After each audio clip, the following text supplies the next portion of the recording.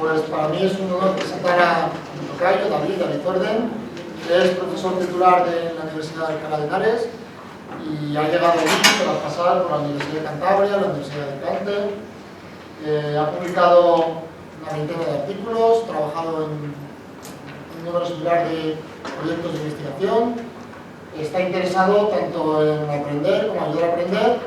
Trabaja en geometría discreta y computacional y en especial con los grafos geométricos.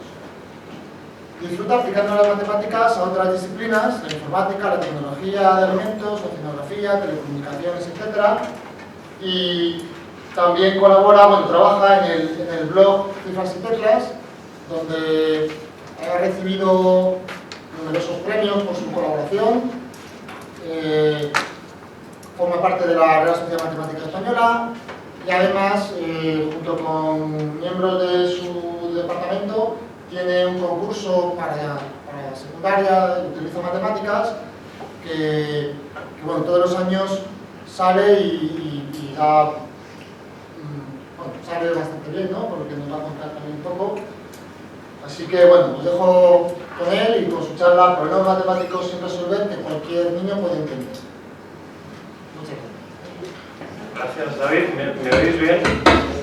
Gracias, David, y gracias a los tres organizadores.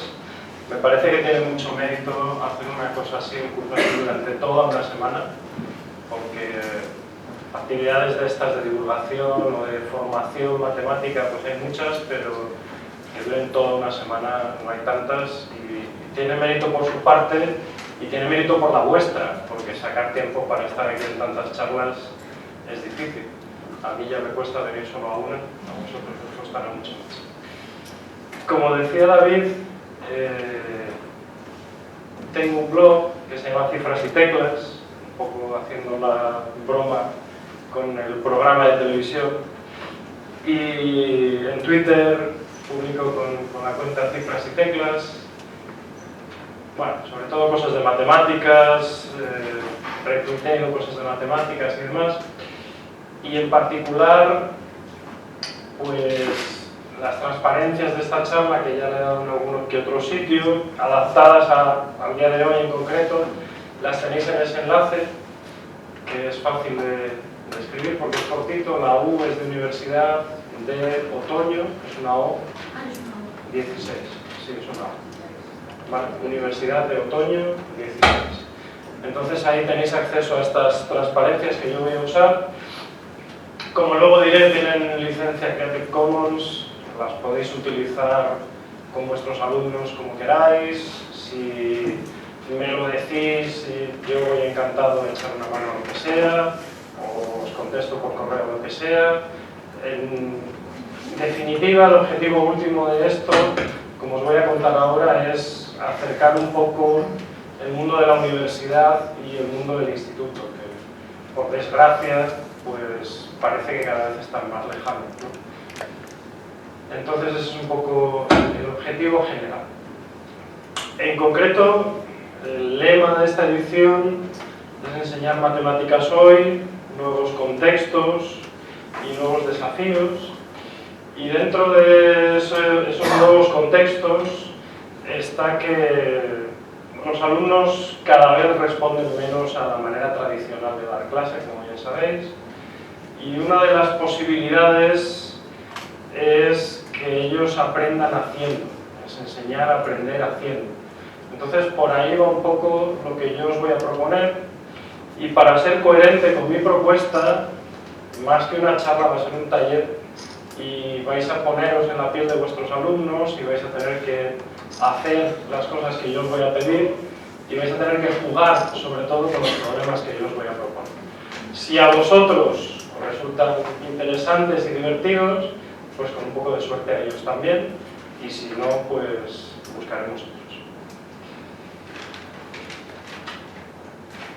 ¿A qué vengo? Se responde fundamentalmente con una idea, que es que creo que nuestros alumnos tienen demasiado la idea de que las matemáticas son como una especie de libro de recetas. O sea, en la mente de nuestros alumnos, todo lo que ellos ven recuadrado en amarillo fosforito en su libro está en alguna biblioteca, en algún libro, y prácticamente todo en matemáticas está ya inventado. Y para ellos las matemáticas están un poquito más vivas que el latín o el griego. O sea, mal. Entonces la idea es que tengáis unas herramientas con las que poder demostrar a vuestros alumnos que las matemáticas son mucho más que esas recetas que están en sus libros y que por desgracia son prácticamente lo único que nos da tiempo a apuntarles, y que vean las matemáticas como algo que tiene un componente de creatividad, y que tiene un componente de creatividad que es accesible para ellos, que no hace falta ser matemático profesional para poder crear con las matemáticas y jugar con las matemáticas. Parte del problema es que nuestros alumnos, y prácticamente todos, pues solamente tenemos contacto con las matemáticas por la vía de la docencia. Porque la otra parte de las matemáticas, que es la investigación, pues por desgracia muchas veces se queda como aislada en su torre de marfil y no llega a comunicarse. Que no se comunique con el gran público me parece un problema y un error, pero que no se comunique con los profesores de otros niveles que no son la universidad, me parece pegarse un tiro en el pie. Y para eso ya tenemos sobrinos de reyes. Entonces, creo que es importante que los investigadores seamos capaces de llegar a vosotros para que vosotros podáis transmitir a vuestros alumnos que en matemáticas también hay investigación. Y que esa parte de investigación no es una cosa súper complicada, sino que hay cosas que ellos van a poder entender. Y van a poder jugar con ella y van a poder divertirse con ella. En particular, la idea es presentaros 3 problemas que son muy fáciles de entender. Son de esos que te dejan con la boca abierta cuando te los cuentan, y con un poco de suerte con estos problemas conseguís enganchar a vuestros alumnos, pero que aunque son muy fáciles de resolver, resulta que nadie en todo el mundo ha conseguido resolverlos todavía. Y os puedo prometer que hay equipos de matemáticos, equipos de investigadores matemáticos en universidades de todo el mundo trabajando para intentar resolver estos problemas. Yo he estado trabajando en uno de ellos y en parte por ahí vino la idea, y después, bueno, pues estuve buscando otros que me parecían razonablemente fáciles de entender también, pero que les pasa lo mismo, que es que hay gente por todo el mundo peleándose con ellos y nadie consigue acabar de resolver. Me vais a perdonar esta voz de Joe Cocker que traigo hoy, pero es la cosa de los catarros. Entonces, la idea se resume en... ¡Se abre la sesión! Excelencia, aquí tiene el informe de la tesorería. Espero que esté claro. ¿Claro? Hasta un crío de 4 años podría comprenderlo. Busquen un crío de 4 años. A mí me parece tipo.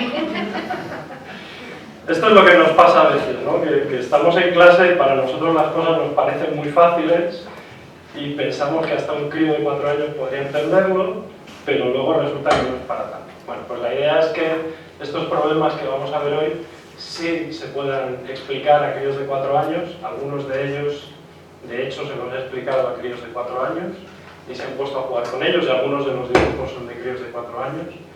Así que espero que de verdad se puedan llevar al aula.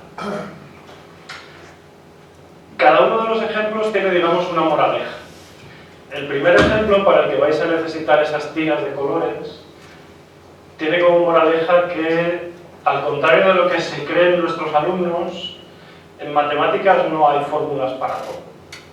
O sea, tú le preguntas a tu alumno y si piensa que, como prácticamente todo está hecho, y en algún libro, en algún sitio, está la respuesta a todo, y oye, al fin y al cabo somos capaces de poner una sonda en un cometa a no sé cuántos 1000 kilómetros de distancia, y somos capaces de que un coche circule solo. Tiene que haber fórmula para prácticamente todo. Bueno, pues esto es una manera de demostrar a los alumnos que hay cosas sencillas para las que no tenemos una fórmula. Incluso hay cosas para las que es imposible tener fórmula, pero eso ya es un poco más difícil de explicar a los alumnos de secundaria o bachillerato. Pero con esto se les puede explicar fácilmente que hay cosas para las que los matemáticos no tenemos fórmula.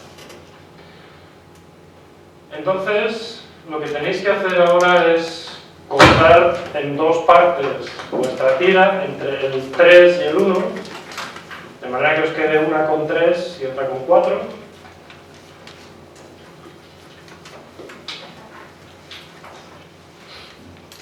Y nos quedamos de momento con la de 3. Nos vamos a imaginar que estos son sellos. Le propuse a David que fuera a comprar sellos al estanco y me miró raro porque dijo: hoy en día ya nadie compra sellos, no me hagas esto.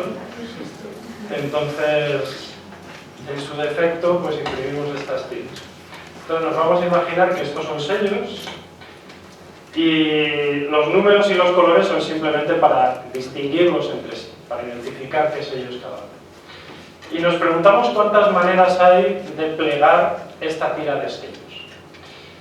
Para tener todos una manera común de escribirlo y de decirnos lo que nos sale, pues vamos a pensar en cuál es el que queda arriba, cuál es el que queda en medio y cuál es el que queda abajo, ¿vale? Me da lo mismo que el número 1 apunte hacia arriba, apunte hacia abajo. Lo importante es que ese es el 1 y ese está arriba, ¿vale? Entonces esa sería la forma, tal y como está ahí, sería algo así. Y esa es una forma inmediata de doblar la tira de sellos de manera que nos quede con una anchura de un solo sello, que es lo que se hacía antes cuando ibas a comprar sellos, los doblabas y los metías en el bolsillo. ¿Vale? Entonces lo primero que quiero que penséis, si lo vayáis anotando, es, si los escribimos de esta manera, cuántas formas hay de plegar nuestra tira de sellos. Y os voy dejando un rato, vamos viendo qué sale. Cuando vayáis teniendo vais diciendo. Por aquí tenemos un 6.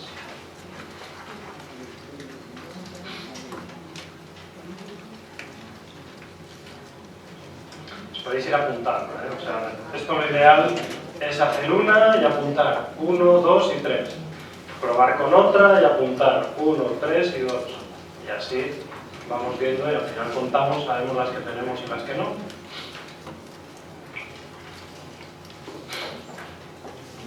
Y cuando ya no se nos ocurren más, hacemos como nuestros alumnos y desistimos.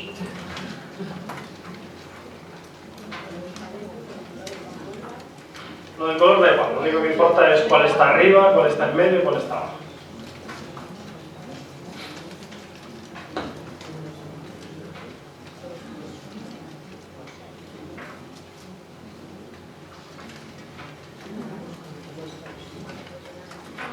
Sí, también vale.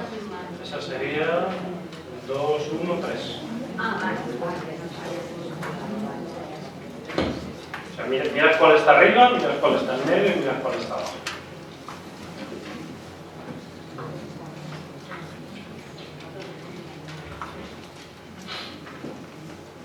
¿Cómo vamos por aquí? 6.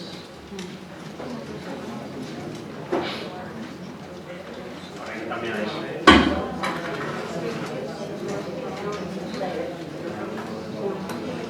No, porque aquí está arriba el 3. Sí.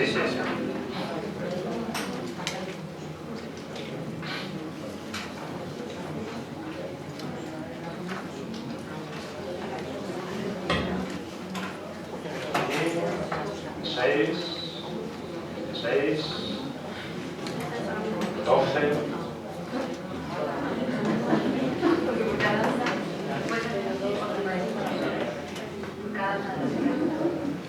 Igual estás contando más, igual estás contando 2 veces algo. Sí. Cuentas cuál está arriba.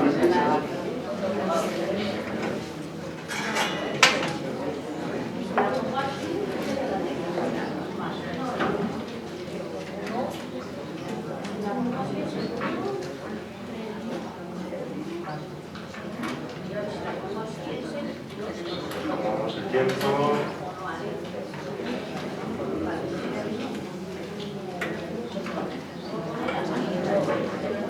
Bueno, parece... Aquí pasa como en clase, que es difícil atender a las distintas velocidades. Parece que vamos convergiendo las 6 maneras.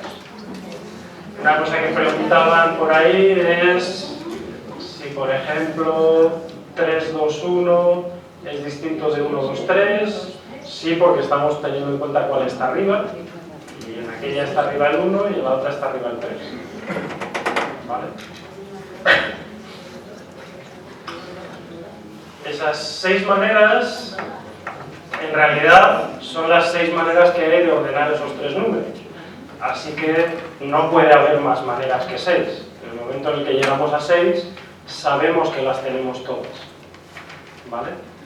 Que es otra de las cosas que pasan cuando uno hace matemática enumerativa, que tiene que saber cuándo ha contado todas las posibilidades. Entonces ahora vamos a pasar a la de 4 y hacemos lo mismo.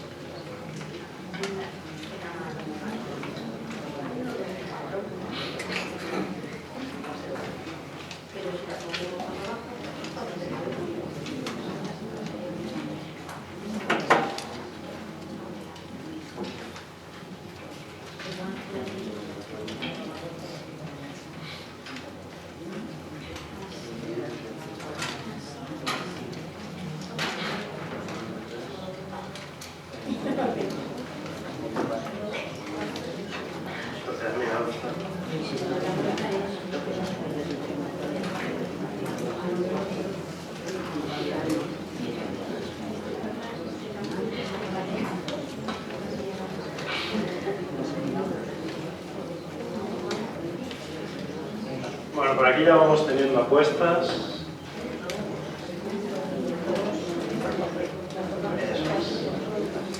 Bueno, por aquí ya empiezan a apuntar una cosa interesante.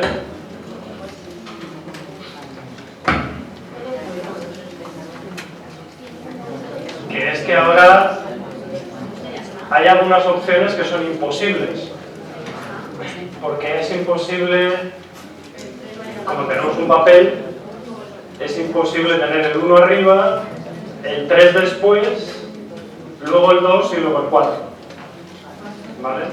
O sea que este problema ya no es el problema de ordenar los números, si no, no tendría gracia.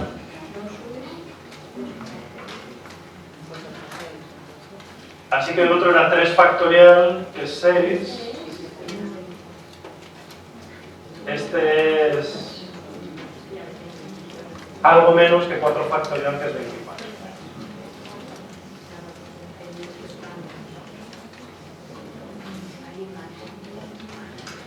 Y si queréis que os dé una sugerencia,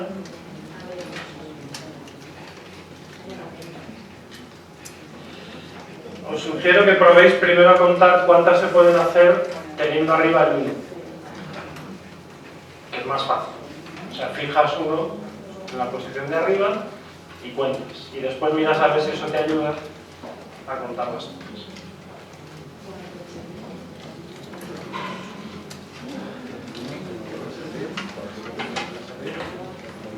Más.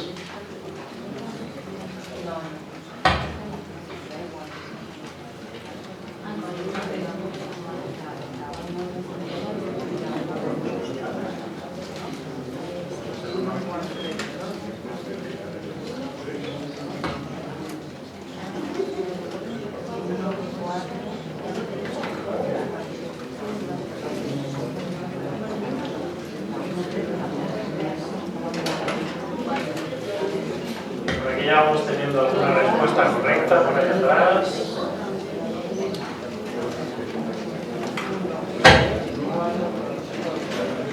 Menos.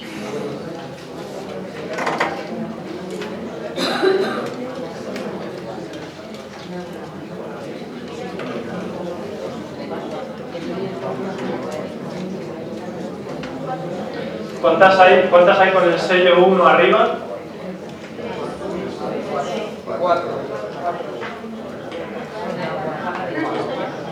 4. Tienes la 1, 2, 3, 4. Puedes meter el 4 y dejar el 3 abajo, que es la siguiente, 1, 2, 4, 3. Puedes meter el 4 arriba del todo, debajo del 1, vamos, y tener, a ver cómo es, 1, 4, 3, 2, 4, 3, metes aquí el 3 y el 4. Tienes 1, 4, 3, 2. Luego puedes tener 1, 3, 4, 2, que básicamente es la otra manera de hacer un bocadillo con el 1 y el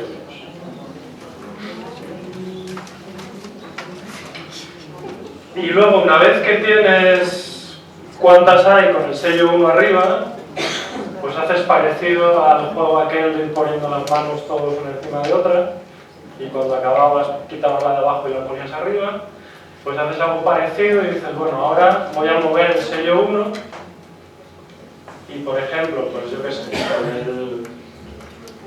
en el 1, 4, 3, 2, si el sello 1 lo tenía arriba, pues ahora lo puedo poner abajo del todo.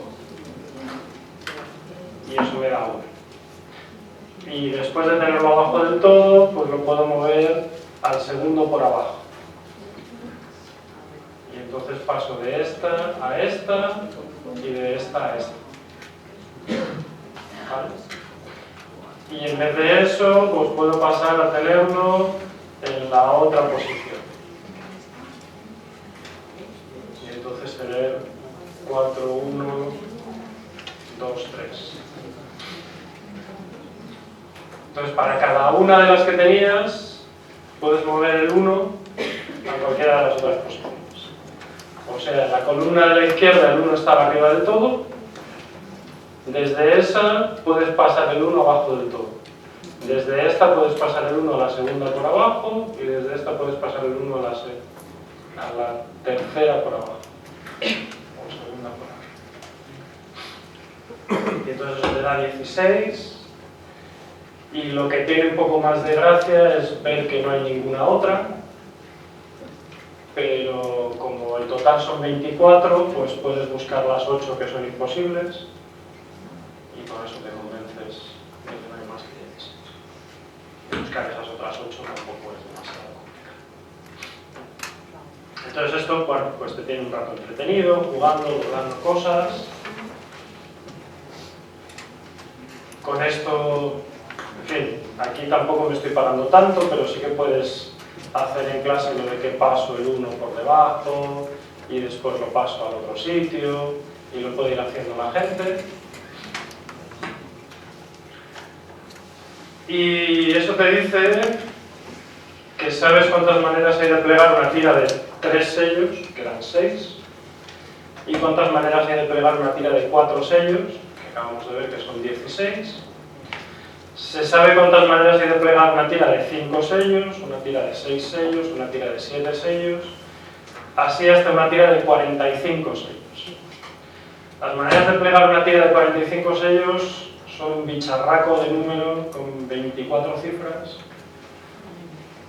que esencialmente es un número más grande que la cantidad de átomos que hay en el universo, o sea que es un número bastante grande. Los números crecen muy rápido en problemas de combinatoria. Y la gracia que tiene esto es que no se sabe cuántas maneras hay de plegar una tira de 46 sellos.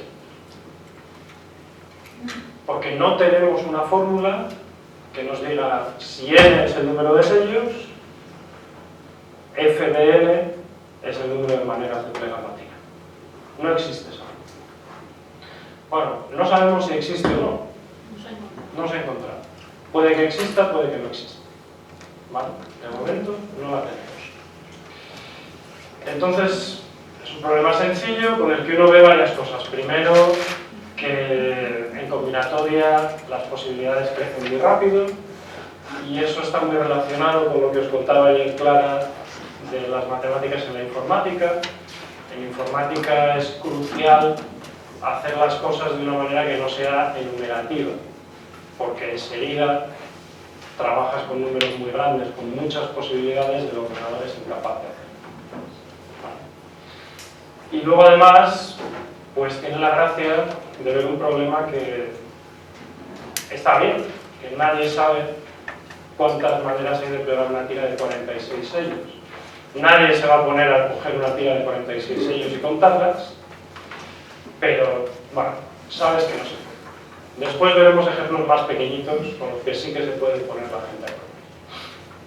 Además, este problema tiene cierta historia, que os voy a contar. Está relacionado con un problema en investigación que se llama el problema de los meandros.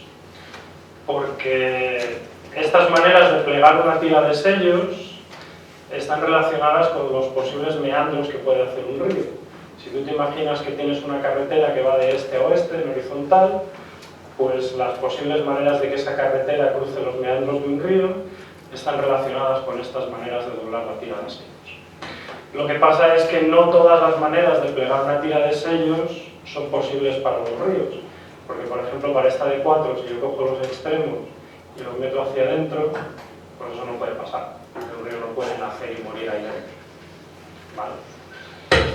Entonces fue, en realidad, muy ligada a la historia de este problema a la historia del problema de los meandros. Y, de hecho, este problema... Sí.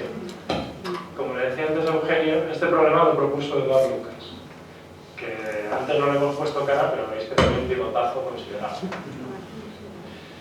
Lo propuso en 1891 y llegó hasta 5 o 6 sellos, porque tampoco se paró mucho más, porque tampoco era tan fácil en el momento, y tuvieron que pasar más de 45 años hasta que este otro matemático francés, Leguier, tuvo la idea esta de decir, bueno, voy a fijar uno arriba, contar cuántas maneras hay con ese arriba fijado y después ir moviendo ese. Esa idea que yo a vosotros os la he contado así, refleja muy bien lo que nos pasa con nuestros alumnos, que es que muchas veces les contamos en 1 minuto, 5 minutos, en el tiempo que sea, cosas de matemáticas, que en la historia de las matemáticas ha llevado mucho tiempo después. Y entonces me parece que es una cosa importante para no perder de vista y decirles de vez en cuando, ¿no? Que un truco tan tonto como ese, que tú ahora se lo cuentas a cualquier chico en secundaria y lo entiende, en la historia de las matemáticas llevo casi 50 años. ¿Vale? Y permitió llegar a contar la friolera de 10 sellos. O sea, esto supuso un avance del copón porque permitió llegar a contar hasta 10 sellos. Y después, pues ya tuvieron que venir en nuestro auxilio los ordenadores, y ya en el año 2000 este chico australiano con pinta de no haber roto un plato en su vida, pues estaba trabajando en el problema de los meandros, puso unos supercomputadores a hacer cuentas, y fue el que consiguió este número grandísimo de 24 cifras para las maneras de plegar una tira de 45 sellos. Probablemente hoy en día se podría poner un ordenador a calcular a lo bestia y llegar a las maneras de plegar 46 sellos, pero tampoco merece la pena, porque el paso es muy pequeño para lo que realmente le costaría. Entonces, si os parece, si tenéis cualquier duda, cualquier comentario, me preguntáis. No hace falta que esperéis al final. Si no hay ninguna, pasamos al segundo. ¿No? ¿Seguimos? Bueno, entre 10 y 45 están todos calculados, ¿no? Sí. Lo que pasa es que no es con una forma. Y no hay, o sea, eso no se corresponde con ninguno de los patrones que se conocen. Hay una página, a propósito de esto, que os voy a recomendar. Eso es otra charla, pero sí que os la voy a poner por aquí para aprovechar porque merece mucho la pena. Esta página, oeis.org, es la online enciclopedia of integer sequences, la enciclopedia online de secuencias de números, y es una auténtica delicia, porque Eugenio, por ejemplo, se lo pasaría genial. Tú agarras una fila de tu triángulo de Pascal y metes los numeritos ahí. Y te dice si hay algún patrón conocido para esos números. y además tienes un montón. O sea, aquí por ejemplo te pone este ejemplo y te dice, pues mira, estos son parte de los números de árboles, que son un grafo con n nodos sin etiquetar. Pero es que tú haces la prueba, yo he ido por ejemplo a contar esto a Extremadura y llegué por la mañana, me di un paseo por el pueblo, me puse a sacar fotos de los números de los portales, llegué a la habitación del hotel, metí los números de los portales que había sacado fotos y me dijo, ah, pues mira, da la casualidad de que la secuencia esta que me has puesto coincide con las maneras de contar no sé qué cosa. Entonces, si os gustan esos problemas de tipo enumerativo y de jugar con números, esto es una mina. Todos los años en el blog publico una entrada, pues si es 2016, con alguna manera de obtener el 2016. Si es 2017, con alguna manera de obtener el 2017. Y siempre es jugando con esto. Y te encuentras virguerías. Pero ya os digo que esa es otra charla solo dedicada a eso.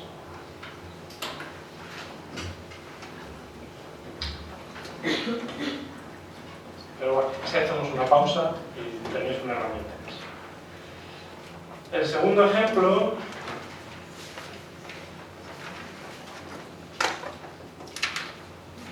tiene la moraleja de que, pese a lo que se creen nuestros alumnos, los matemáticos no somos infalibles.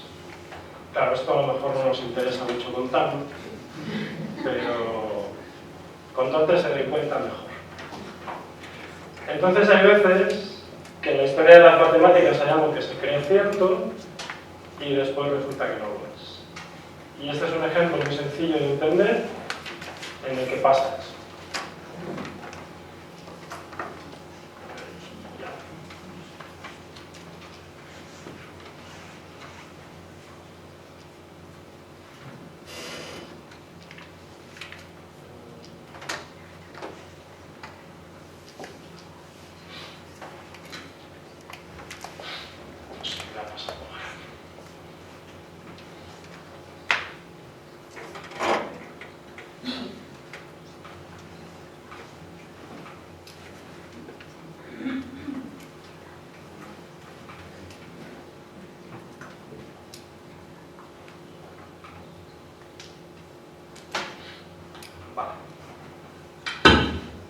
Entonces, la idea, y aquí vienen los dibujitos para niños, la idea es que vamos a planificar, como si fuéramos el presidente de una de esas constructoras españolas, vamos a planificar una ciudad y queremos que en la ciudad haya pocos cruces, porque en los cruces de calles, pues los coches se chocan, entonces hay que poner semáforos, o peor aún, hay que poner rotondas y luego tenemos que decidir con qué decorarlas.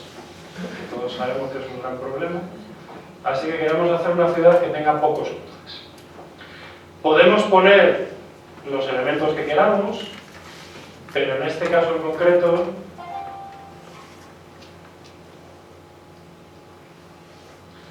vamos a poner casas y vamos a poner fábricas.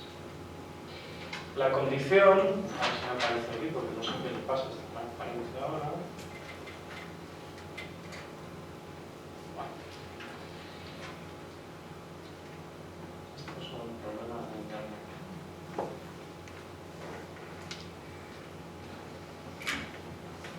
Bueno, vamos a poner casas y vamos a poner fábricas y la condición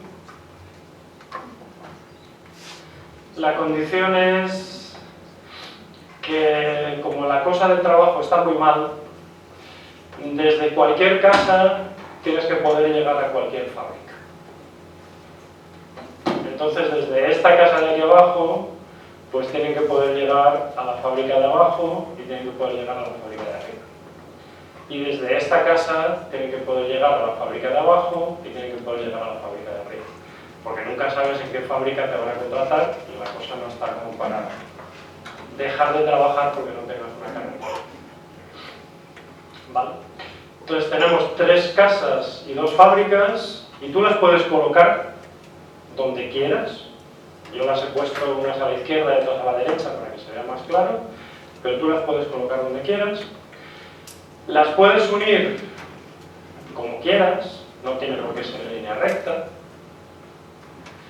Y la única condición que tienes es que desde cada casa tienes que poder ir a todas las fábricas. Y que no vas a hacer carreteras duplicadas. ¿Vale? ¿Se puede cruzar?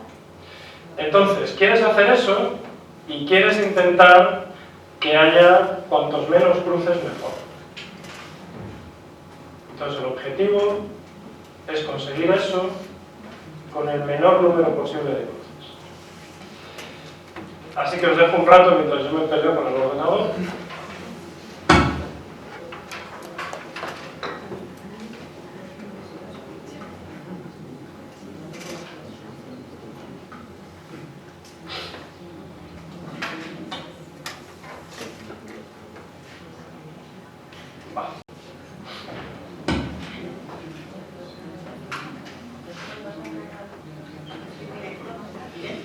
Sí, tienes que hacer una carretera que te permita, en cuanto te llame el jefe, ir directo a la fábrica corriendo.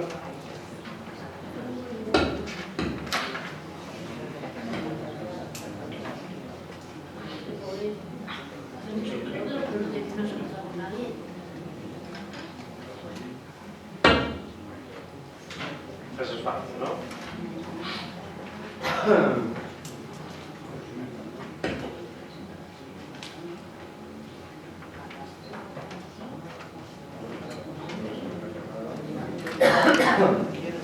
Entonces ya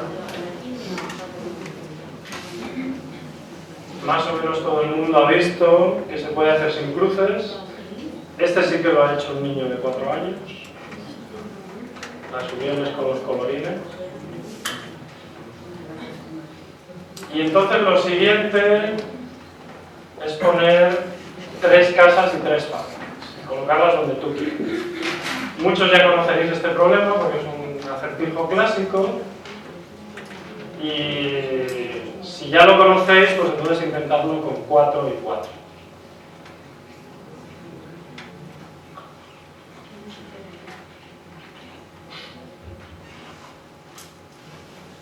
Recordad que queremos intentar evitar los cruces para no tener que poner rotondas y encargar estatuas.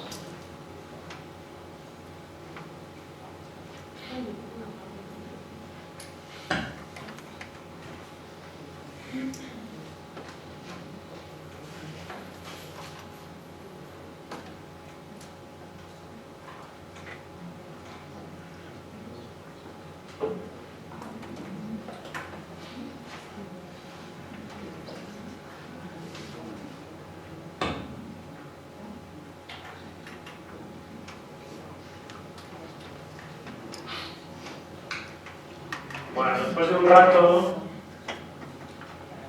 pues enseguida uno se da cuenta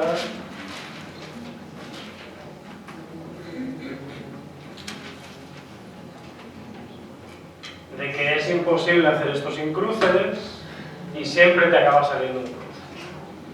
Este es el famoso problema de las 3 casas y los 3 pozos y está relacionado con un resultado matemático que es el resultado matemático más citado del siglo XX, que es el teorema de Kuratowski, que dice cuando un sistema de conexiones, que es lo que llamamos grafo, se puede dibujar sin cruces. Y una de las cosas que dice es que si tienes esta estructura en la que quieres unir 3 cosas con otras 3 cosas, todas con todas, es imposible hacerlo sin cruces. Así que en este caso lo mínimo es un cruce y a partir de aquí pues ya siempre va a haber cruces y lo que nos planteamos es cuál es la manera de hacerlo con el menor número de cruces.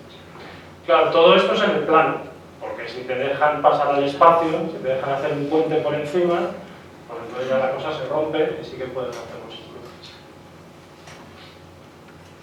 Entonces vamos a ver cómo podemos hacer con el menor número posible de cruces un diseño con 4 casas y 4 fábricas y a ver cuántos cruces nos salen.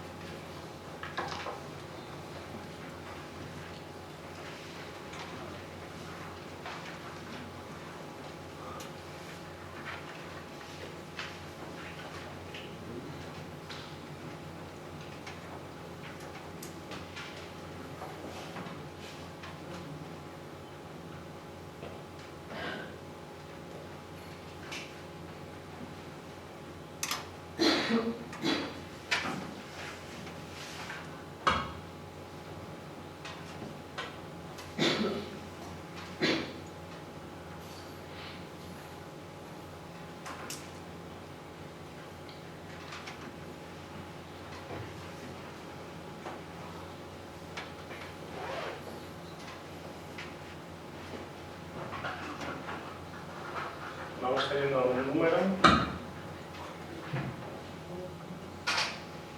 Voy a dar una pista, una sugerencia.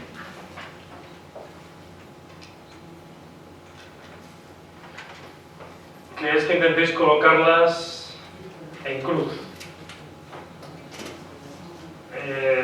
Todas las casas en vertical y todas las fábricas en horizontal y más o menos repartidas mitad y mitad. Si tuviéramos más tiempo, os dejaría más tiempo para jugar, pero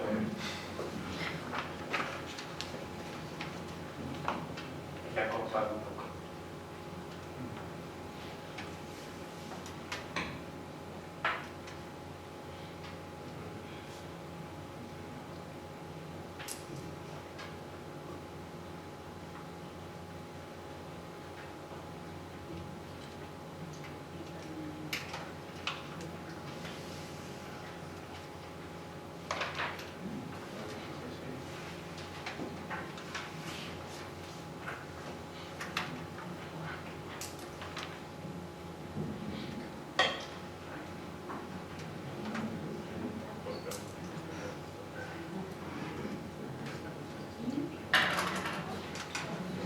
Tenemos 4, tenemos 4, tenemos 4.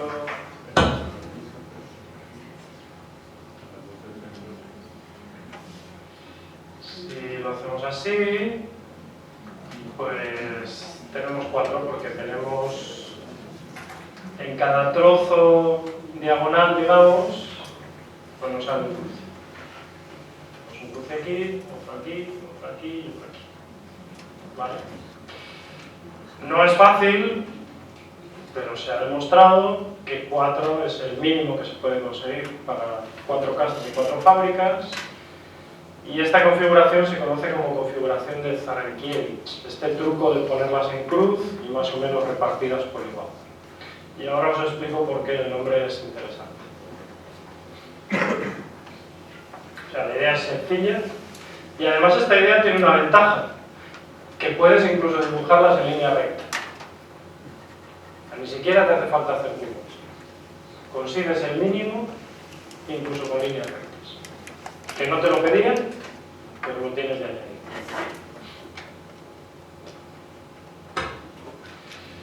Y resulta que esto podríamos seguir haciéndolo, lo hemos hecho para 3 y 3, para 4 y 4, podríamos seguir para 5 y 5, para 6 y 6, para 7 y 7, para 8 y 8, y ahí se acaba lo que sabemos. Nadie sabe cuál es el menor número de cruces que puedes conseguir para 9 casas y 9 fábricas. Y esto ya no es como los 45 sellos de antes. Para 9 casas y 9 fábricas, todavía te puedes poner a jugar con ellos dibujando. Pues nadie sabe cuál es el menor número que se puede conseguir para 9 y 9. Si haces este truco de Zarankiewicz, te salen 256 cruces. Si alguien jugando consigue un dibujo con menos de 256 cruces, publica un artículo en una revista internacional de postín, pero ya. O sea que se lo tenéis que proponer a vuestros alumnos para que jueguen un poco con ello y oye, malo será que entre todos algunos salgan que lo resuelvan. Y luego vamos a medias en el artículo.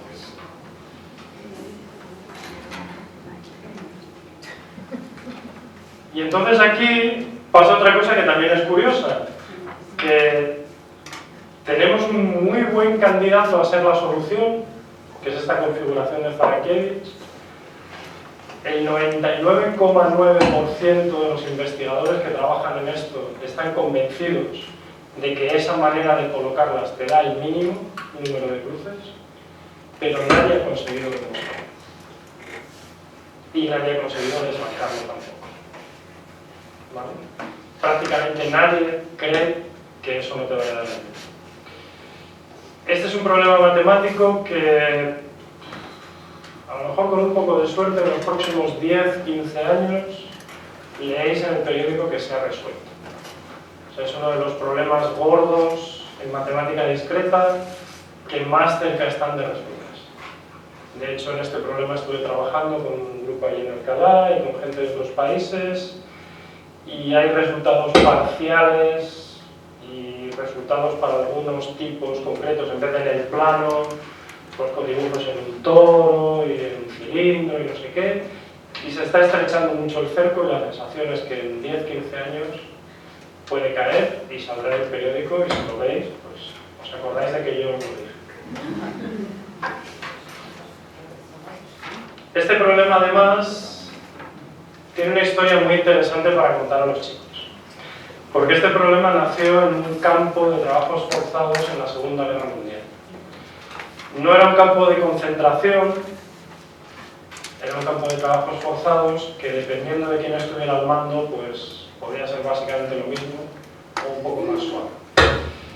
Este hombre, Porturán, era un matemático húngaro, y en Hungría había un estatus especial en el Reich, y entonces no hacían campos de concentración, hacían campos de trabajos forzados, y a este hombre lo mandaron a uno de esos campos y tuvo relativa suerte porque le mandaron a un campo en el que había una fábrica que se dedicaba a hacer ladrillos, y entonces tenían unos hornos donde hacían los ladrillos, como las fábricas de antes, y tenían unos almacenes donde guardaban los ladrillos, que son como las casas de antes, ¿vale? Y entre los hornos y los almacenes pues había unos raíles, y ellos tenían que ir con vagonetas. Cuando había una remesa de ladrillos recién hechos, los cargaban en la vagoneta e iban llevando la vagoneta por los raíles hasta el almacén. Él decía, y la carta la tengo en el blog en una de las entradas, es muy chula de leer, la publicó en el primer número de una revista sobre este tipo de problemas. Él decía que cuando la vagoneta estaba llena, pues como los ladrillos salían calientes y la vagoneta era de metal y los raíles eran de metal, pues deslizaba muy bien y no había problema. Y cuando volvían del almacén hacia el horno, pues la vagoneta estaba vacía y tampoco había problema. El único problema era que cuando había un cruce en las vías, la vagoneta traqueteaba y se les caían los ladrillos y tenían que agacharse a recogerlos otra vez. Y entonces ahí fue como se le ocurrió el problema de si eso se podría haber diseñado de manera que hubiera menos cruces.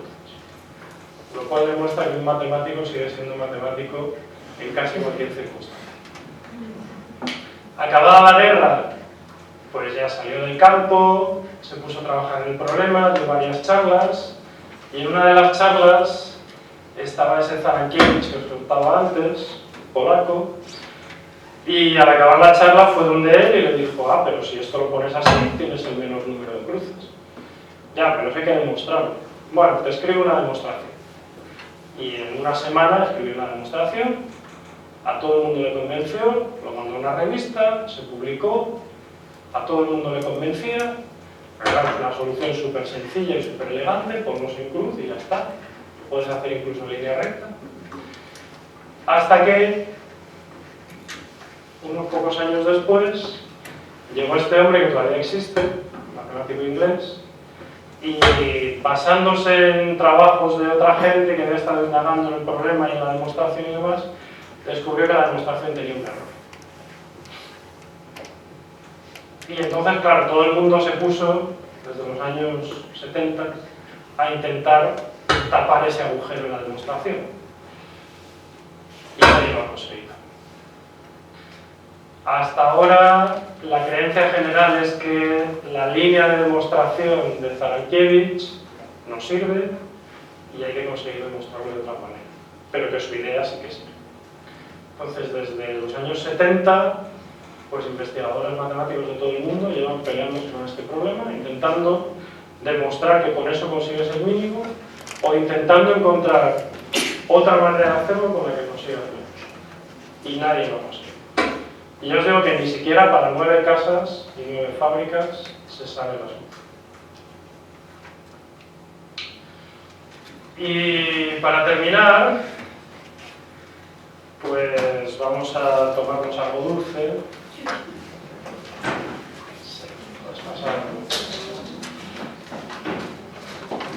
Podéis coger 3 o 4 tranquilamente. ¿Qué pasa?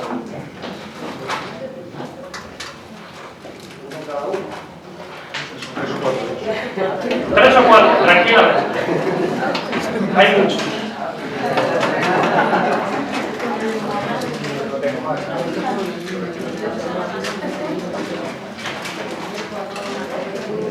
Pasarás para atrás. Y bastantes por aquí.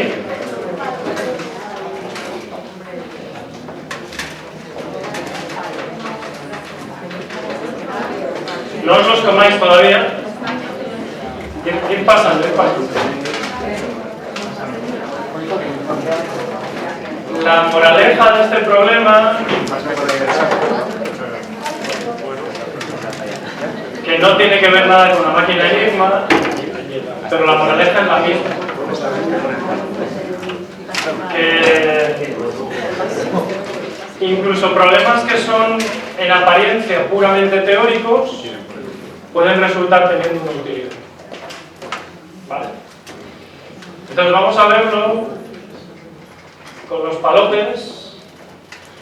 La historia es que yo di esta charla, compré unas bolsas de palotes, alguien sacó fotos, las subió a Twitter, mencionó palotes, el community manager de Damel, que es la empresa que hace los palotes, tiene una búsqueda activada y vio palotes y contestó. Yo me tiré a la piscina y les dije que si me daban palotes para mis charlas, y me mandaron 5 cajas como esa con 200 palotes cada. Esa ya es la última caja, así que después de hoy tengo que escribirles otra. A cambio, yo les he prometido que saco fotos de la gente jugando con los palotes y se la mando para que su departamento de prensa pueda decir lo buenos que son los palotes para estimular la creatividad matemática. Pero bueno, la verdad es que hoy es de agradecer, porque a ellos no les cuesta nada y a nosotros nos viene. Entonces el objetivo es colocar palotes de manera que todos se toquen con todos. Ahí obviamente no se están tocando todos con todos, porque los blancos de rayitas no tocan a los de perlitas. Aquí por ejemplo sí que se están tocando todos con todos, porque el de manzana está tocando al de fresa y también está tocando al de naranja. El de naranja está tocando al de manzana y también al de fresa. Y ya no nos haría falta la comprobación, pero también podríamos ver que el de fresa está tocando al de manzana y al de naranja. ¿Vale? Cada palote tiene que tocar a todos los demás. La pregunta es, ¿cuántos podemos colocar de manera que todos toquen a todos? Si no os llega con los que tenéis, pues os juntáis con el compañero y vais añadiendo más, a ver hasta cuántos llegamos.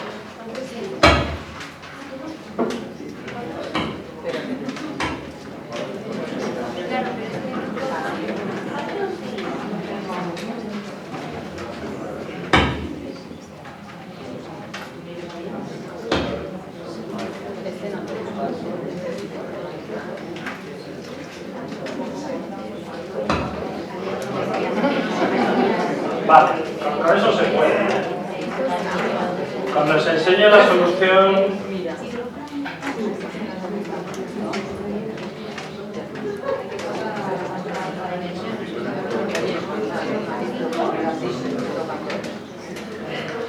una cosa que suele pasar es que yo pongo esta figura y todo el mundo intenta seguir por esa misma línea.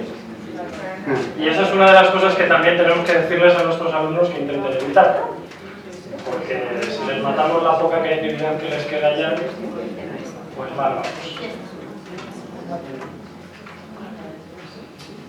Hay que tener cuidado en asegurarse, claro, no, pero sobre todo en asegurar que todos toquen a todos.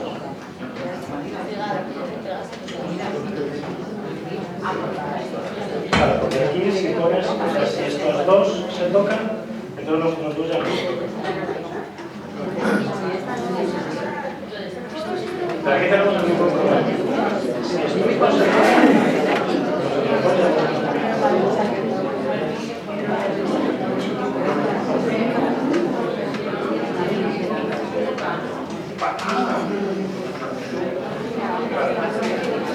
momento en el que dos se tocan, bloquean.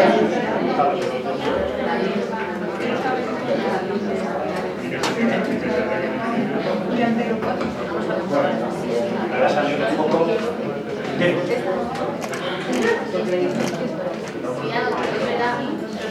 No lo veo muy bien, pero puede que sí.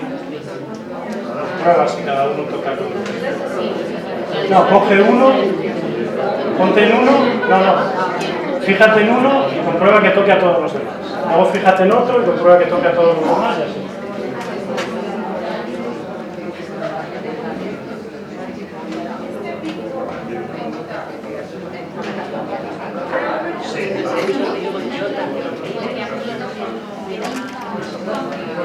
Vale.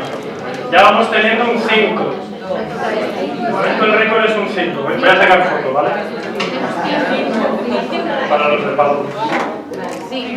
Vale, lo saco a vosotros. Arriba.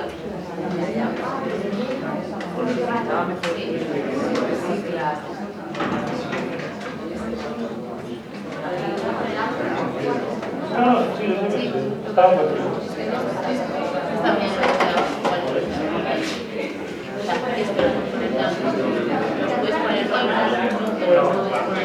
Si no, lo haríamos con regalos.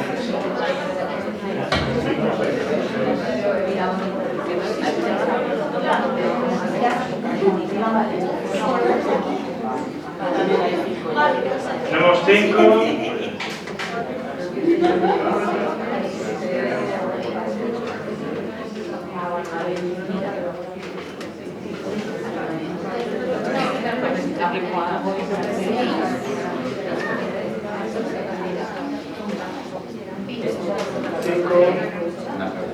¿Esto cuenta?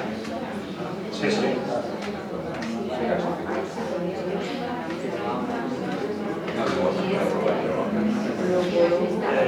Pide por ahí. Hay que tener cuidado. Tenemos un 6. Yo he oído un 6.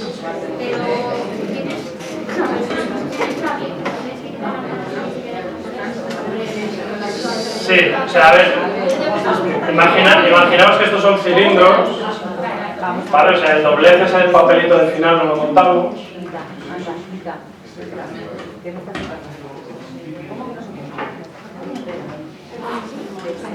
Hay que tener cuidado con cómo se hace, no es tan fácil. ¿Había habido un 6? ¿Alguien había hecho 6?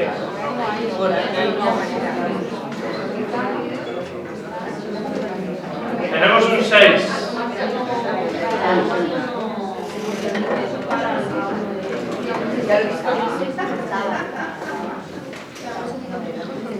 Tenemos otro 6, pero claro, Vamos a ver. bueno, hay que ir terminando.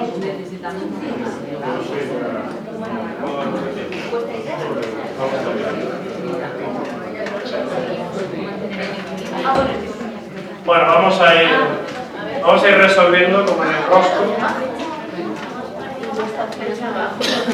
Hay una manera súper fácil de hacer 6.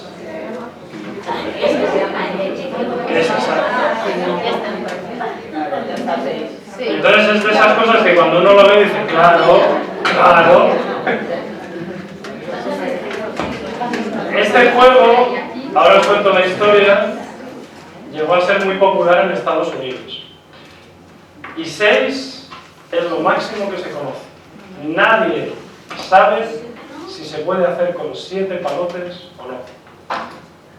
O sea, tú le das a tu alumno 7 palotes, que con un poco de suerte el presupuesto del centro da para eso. Y se puede poner a jugar con un problema que está abierto, que ningún matemático en todo el mundo ha conseguido resolver. ¿Vale? Ni los locos esos que salen en las películas, ni los que vienen y rechazan premios en un congreso, ni nadie ha conseguido resolver esto, por muy listo que sea. Y es un problema con el que cualquiera se puede pelear. Y además es que te incita, y dices, ¿cómo no se va a poder hacer cosas? ¿Cómo no voy a poder poner uno más? Pues no se sabe.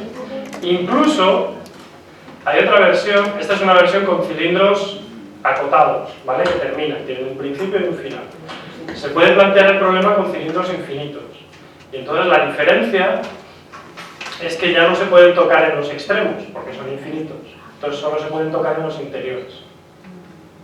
Pues para ese problema, también lo mejor que se sabe es 6. Nadie sabe si se puede hacer con 7.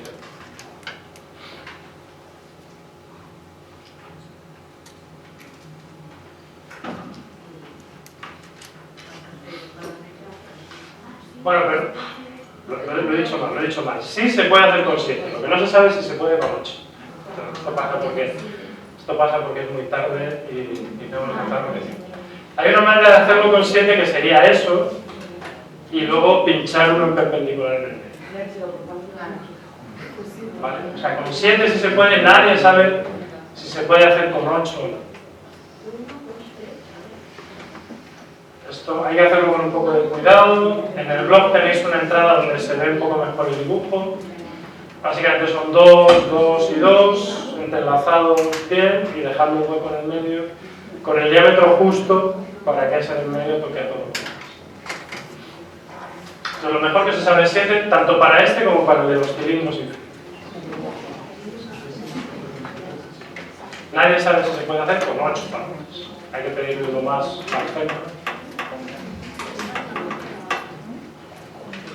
Y esto tiene una cosa muy chula, que es que el problema de los cilindros infinitos está relacionado con unos materiales que a mí me parecen fascinantes.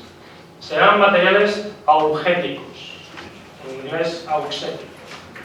Y son materiales que, al contrario de lo que pasa con la mayoría de materiales, bueno, con la mayoría de materiales, si tú los estiras, por la parte central se estrechan. Bueno, pues resulta que hay materiales que tú los estiras y por la parte central se ensanchan. Y esos son los materiales blandos, los materiales augéticos. En general hay algunos materiales naturales que tienen esas propiedades, por ejemplo la piel de la ubre de vaca a escala microscópica parece que tiene esa propiedad y se está utilizando esa propiedad para hacer implantes de piel, pero en general son materiales artificiales, son espumas. Por ejemplo, la espuma del Gore-Tex que llevamos en los zapatos o en la ropa es una espuma que tiene esta propiedad. No he conseguido encontrar hasta qué punto esta propiedad ayuda a que el Gore-Tex no moje, pero sí sé que tiene esta propiedad. A ver, os enseño otra vez el vídeo. Si quiero.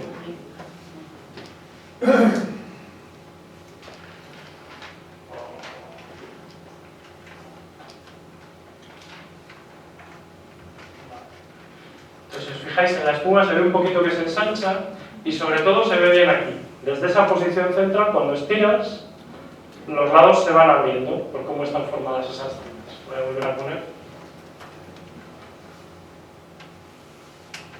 Pues empieza ancho, pones ahí, cuando estiras, se abre.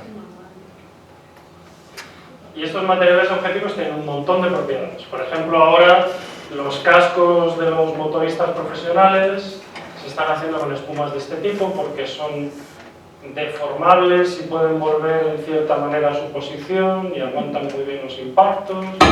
Los materiales aislantes en las radios ahora se están utilizando espumas que tienen esta propiedad. Hay toda una línea de trabajo con materiales de este tipo que no he conseguido saber muy bien hasta qué punto es importante esto de que se toquen y no sé qué, pero en fin. Lo que sí sé es que hay una medida para saber cuánto ensancha el material en función de lo que estiras. O sea, la proporción entre lo que estiras y lo que ensancha, o lo que estiras y lo que estrecha. En lo que estrecha, esa medida llega hasta 0,5 positivo, y es más o menos lo que tiene una goma elástica. En lo que ensancha, esa medida llega hasta -1. O sea, estos materiales pueden ensanchar más de lo que las gomas elásticas pueden estrechar. Y unos físicos construyeron un modelo real, una malla, que alcanzaba ese -1. O sea, que se ensanchaba todo lo posible al estirar. Y para conseguir ese modelo, tuvieron que hacer que 7 barras se tocaran todas con todas en esos puntos. Y entonces, para el problema de los cilindros infinitos, fueron unos físicos los que resolvieron el problema. Unos años después llegaron unos matemáticos que no se habían enterado y lo publicaron también. Porque estas cosas pasan, no nos hablamos los físicos y los matemáticos. Entonces es un problema que, partiendo de una cosa que parece un puro juego, resulta que va teniendo un montón de utilidad práctica. Y eso también es útil para decirles a nuestros alumnos que las matemáticas sirven de algo. La historia de este problema es muy cortita. El problema lo popularizó Martin Gardner, el mayor divulgador que ha habido de las matemáticas. En 1959 lo publicó en la columna de un periódico. Y él conocía la solución con 6, esa que habéis llegado algunos. Y estaba convencido de que no se podía más. Y hubo algunos lectores que inmediatamente le propusieron la solución con 7. Que algunos matemáticos sí que lo conocían, pero Martin Gardner no. O sea, él lo publicó pensando que lo más que se podía era 6. Y entonces este es un ejemplo de esos de conocimiento colectivo en el que publicas algo en el periódico y la gente te resuelve un problema que tú no sabes. Y ahora ya sí termino. Como os decía, todas las transparencias que las tenéis en ese enlace tienen licencia Creative Commons, están en las entradas del blog enlaces a las imágenes de fondo, enlaces para saber, pues, por ejemplo, enlaces a los artículos, estos que os digo, de los materiales augénticos, todo este tipo de cosas. Si alguien quiere cualquier cosa, le interesa que yo vaya un día a contar lo que sea, me lo dice, o me dice, mira, me gustaría contarlo yo, me puedes pasar, se lo paso. La idea de esto es que nos sirva para que los chavales se motiven un poco más y conecten un poco más. En el blog, ya os digo, tenéis toda la información restante. Y para acabar, pues que me pone la marcha para adelante.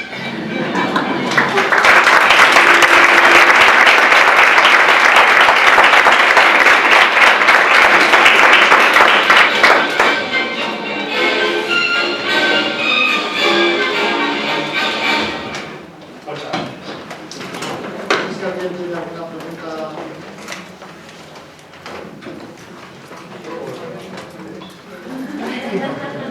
Me podéis comer. Sobre los materiales augénticos, que si llega un punto en que se sigue estirando por menos estrecharse.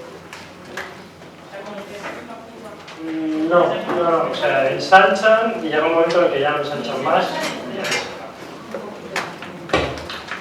Bueno, si no hay preguntas, yo voy a aprovechar para haceros un anuncio, que es ese concurso que decía David. La camiseta es la camiseta oficial del concurso. El concurso se llama Utiliza Matemáticas y tenemos una categoría para estudiantes de institutos, tanto de secundaria como de bachillerato.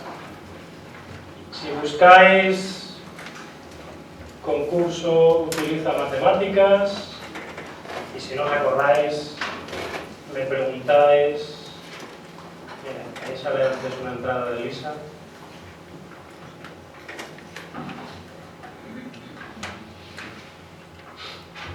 El lema del concurso es: piensa en un tema que te guste, seguro que tiene matemáticas detrás, cuéntanoslas y así aprendemos todos.